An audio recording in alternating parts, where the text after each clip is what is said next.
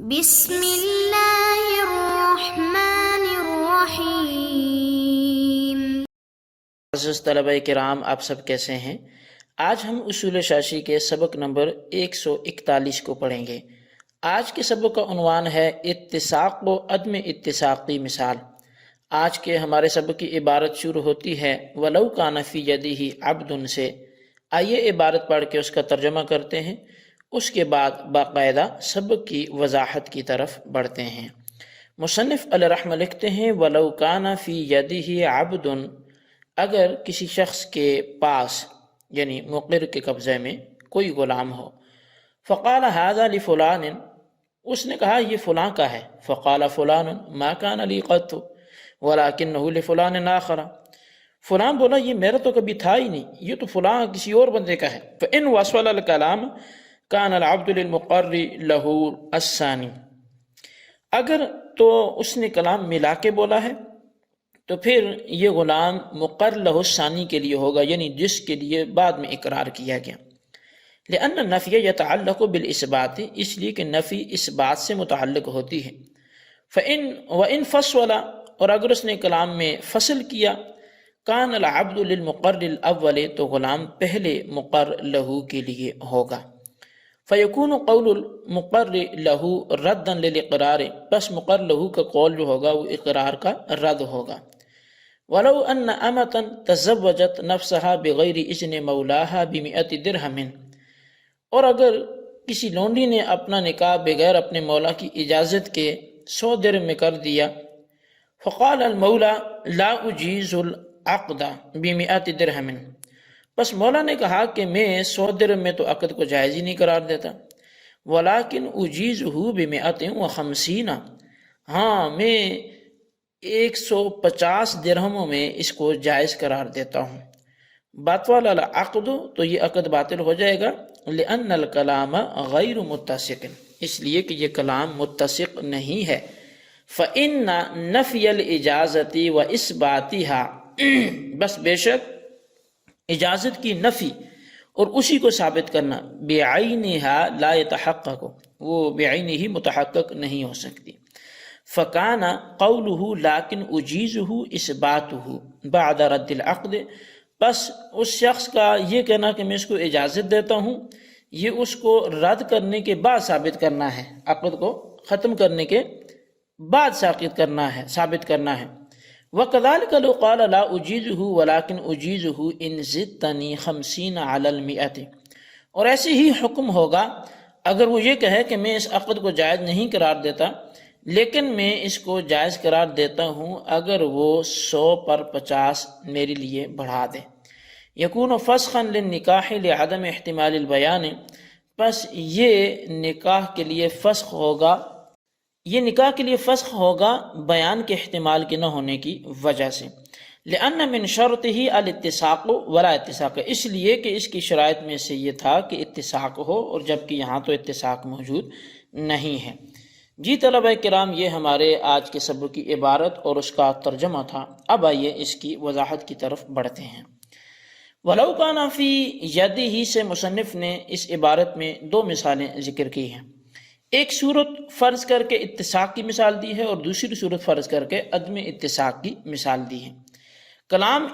میں اتساق کی مثال یہ ہے کہ اگر ایک شخص کے قبضے میں ایک غلام ہے، اس نے اقرار کرتے ہوئے کہا کہ یہ غلام فلاں شخص کا ہے، تو اس پر فلاں نے کہا کہ یہ میرا نہیں ہے بلکہ فلاں کا ہے۔ چونکہ مقر اول کا کلام متصل ہے، لہٰذا جو مقر لہ ثانی کے لیے غلام ثابت ہو جائے گا کہ اس صورت میں لیکن عاطفہ کی دونوں شرطیں پائی گئیں کہ مقر لہ اول کا کلام متصل بھی ہے، اور لیکن کے ما قبل اور ما بعد کا محل بھی الگ الگ ہے، کہ لیکن سے قبل نفی اپنی ملک سے کی ہے، اور لیکن کے بعد اس بات دوسرے کی ملک کے لیے کیا گیا ہے، تو لہذا یہ دونوں الگ الگ ہیں، لہذا غلام مقر لہ ثانی کے لیے ہوگا۔ عدم اتساق کی مثال اگر آپ دیکھیں تو پھر وہ یوں بنے گی کہ مقر لہ اول جو ہے وہ کلام کے بعد ما کان لی قط کہہ کر خاموشی اختیار کر لے، پھر مزید جملہ کہا کہ یہ غلام فلاں کا ہے، تو اس صورت میں کلام میں اتساق نہ ہونے کی وجہ سے لیکن استدراک کے لیے نہ ہوگا بلکہ مستانفہ ہوگا اور غلام مقر کی ملک میں باقی رہے گا۔ تو اب یہ غلام مقر کی ملک میں باقی رہے گا۔ تو یہ دو بڑے پیارے انداز سے مثالیں بیان کی گئی، ایک تھی اتساق کی اور دوسری مثال تھی عدم اتساق کی۔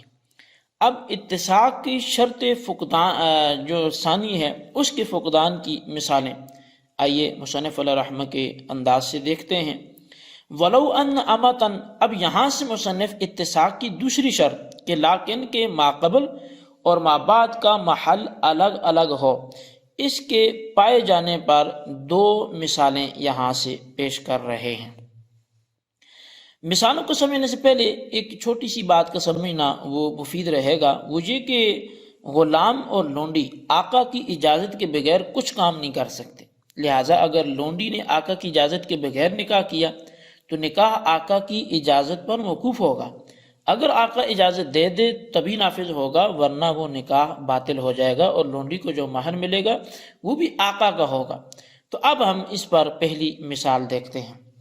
مثال یہ ہے کہ لونڈی نے آقا کی اجازت کے بغیر کسی سے 100 درم کے عوض میں نکاح کر لیا، اور جب آقا کو خبر ہوئی تو اس نے کہا کہ میں 100 درم کے عوض نکاح کی اجازت نہیں دیتا بلکہ 150 درم کے عوض اجازت دیتا ہوں، تو اس لونڈی کا کیا ہوا نکاح باطل ہو جائے گا، وہ جو اس نے 100 درم میں کیا تھا وہ نکاح ختم ہو گیا، اس لیے کہ لیکن اجیزو کلام متسق نہیں ہے، یعنی جو پہلے کہا کہ لا اجیزو میں اس کو جائز نہیں قرار دیتا، لیکن اجیزو بمئۃ و خمسین کہ لیکن میں اس کو 150 درم میں جائز قرار دیتا ہوں۔ تو اب یہ جو لیکن اجیزو والا کلام ہے یہ متسق نہیں ہے، کیونکہ متسق کلام کی دو شرطوں میں سے ایک شرط یہ تھی کہ نفی اور اس بات کا محل الگ الگ ہو، یعنی جس کی نفی کر رہا ہو اس کو ثابت نہ کر رہا ہو، جس کو ثابت کر رہا ہو اس کی نفی نہیں ہو رہی ہو، جبکہ آقا کے کلام میں نفی اور اس بات دونوں کا محل ایک ہی عقد نکاح ہے، لہٰذا محل کے الگ نہ ہونے کی وجہ سے لیکن عاطفہ نہیں ہوگا بلکہ مستانفہ ہوگا۔ گویا آقا کا کلام لیکن اجیزو مستقل کلام ہے جس کا ماقبل سے کوئی تعلق ہی نہیں ہے، لہذا لیکن اجیزو کے ذریعے ایک نئے نکاح کا 150 درم کے عوض ایجاب کیا گیا، اگر لونڈی کے شوہر نے قبول کر لیا تو نکاح منعقد ہو جائے گا، ورنہ نہیں۔ اسی بات کو مصنف نے فکانہ قولہ لیکن اجیزو سے بیان کیا کہ آقا نے لا اجیزو سے نکاح کو باطل کیا اور نئے نکاح کا ایجاب ولیکن اجیزو سے کیا، اور نکاح کا انعقاد از سر نو شوہر کے قبول کرنے پر موقوف ہوگا، اس لیے کہ جو سے پہلے ہو چکا تھا وہ کل عدم ہو جائے گا کہ جیسے وہ ہوا ہی نہیں تھا۔ اب اگر یہ اشکال پیدا ہو، کسی کے دل میں سوال پیدا ہو کہ آقا نے جس نکاح کی نفی کی ہے وہ 100 درم والا نکاح ہے اور جس نکاح کا اس بات کیا ہے وہ 150 درم کا والا ہے، لہٰذا رقم کے تغیر کی وجہ سے محل الگ الگ ہوا، پھر مصنف نے ایک محل کیسے کہہ دیا؟ تو اس اشکال کا جواب یہ ہے کہ نکاح میں مہر تابع ہے، اصل نہیں ہوتا۔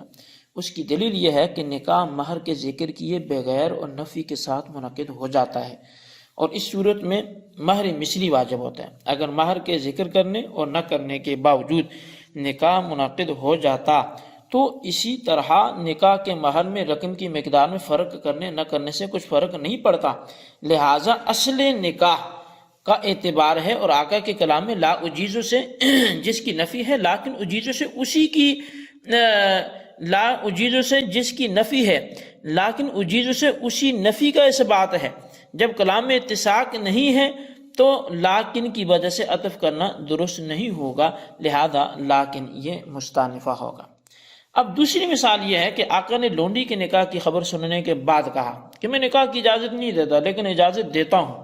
اس صورت میں کہ میرے لیے 100 پر 50 کا اضافہ کیا جائے۔ اس مثال کی صورت حال وہی ہے جو پہلی کی تھی کہ کلام متسق کی یہ شرط مفقود ہے کہ لیکن کا ماقبل اور مابعد کا محل یہ ایک نہ ہو، جبکہ یہاں جس چیز کی نفی کی جا رہی ہے اسی کا اس بات کیا جا رہا ہے، اور یہاں کلام ثانی کلام اول کے لیے بیان بھی نہیں بن سکتا، کیونکہ بیان کے لیے بھی کلام کا متسق ہونا ضروری ہے، جبکہ یہاں موجود نہیں ہے۔ آقا کے قول ولیکن اجیزہ بمئۃ و خمسین اور لیکن اجیزہ زدتنی 50 علی المئۃ کا ایک ہی حکم ہے، صرف الفاظ کا فرق ہے اور حکم اصل مقصود ہی پر مبنی ہوتا ہے، جیسا کہ قاعدہ بھی ہے انما یبتنی الحکم علی المقصود لا علی ظاہر اللفظ، کہ حکم جو ہے وہ مقصود پر دائر ہوتا ہے نہ کہ لفظ کے ظاہر پر۔ بہرحال یہ ہمارا آج کا لاکن کے حوالے سے آخری گفتگو تھی۔ آئندہ سبق میں انشاءاللہ ہم او کے حوالے سے پڑھیں گے۔ تو آج کے اس سبق میں اتساق اور عدم اتساق کی ہم نے کچھ امثلہ کو پڑھنے کی کوشش کی۔ اس کو اپنے خلاصے کے اعتبار سے یاد رکھیں، اپنے رجسٹر پر نوٹ کریں، اور بالخصوص ان سوالات کے جوابات دیں۔ سوال نمبر 1 یہ ہے کہ مصنف علیہ رحمہ نے اتساق کی جو پہلی مثال دی ہے اس میں اس کی اتساق کی شرائط کیسے پائی جا رہی ہیں ان کو ثابت کریں۔ اور سوال نمبر 2 یہ ہے کہ اتساق کی شرط کے فقدان کی جو مثالیں ہیں ان میں سے کوئی ایک مثال پیش کریں۔ اللہ تبارک و تعالیٰ سے دعا ہے جو کچھ ہم نے پڑھا سنوں سے یاد رکھنے، دوسروں تک پہنچانے کی توفیق نصیب فرمائے۔ آمین بجاہ النبی الامین صلی اللہ علیہ وسلم۔